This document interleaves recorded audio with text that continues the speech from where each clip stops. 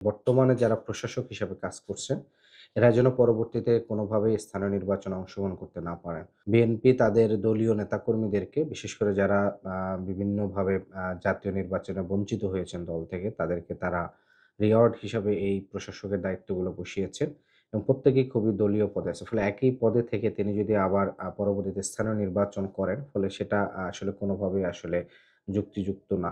স্থানীয় নির্বাচনটি দলীয় প্রতীকে না করা।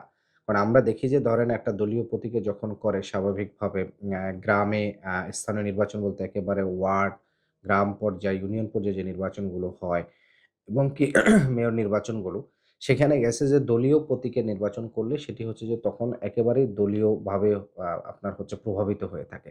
সেই জায়গা থেকে দলীয় প্রতীক না থাকলে যেটি হয় যে যখন যেই প্রার্থী থাকে সেই প্রার্থী কিন্তু ব্যক্তিগতভাবে তিনি যদি জনপ্রিয় হয়ে থাকেন, জনগণের মাঝে তার জনপ্রিয়তা থাকে তাহলে তিনি কিন্তু বিজয়ী হয়ে আসতে পারেন। কিন্তু দলীয় প্রতীক থাকলে যেটি হয় যে যেমন ধরেন ধানের শীষ, দাঁড়িপাল্লা কিংবা শাপলা-কলি শুধুমাত্র দলের থেকে যে মনোনীত তিনিই শুধু ওই প্রতীকই দেখা গেছে যে একটা প্রভাব করার প্রভাব বিস্তার করার থাকে।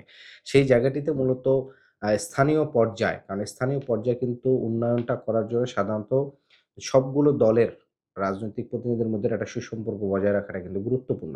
সেই জায়গায় দেখা যাচ্ছে দলীয় প্রতীকে নির্বাচন করার ফলে এক ধরনের কিন্তু পরস্পরের বিরোধিতা খুব আ বেশি আকারে ধারণ করে।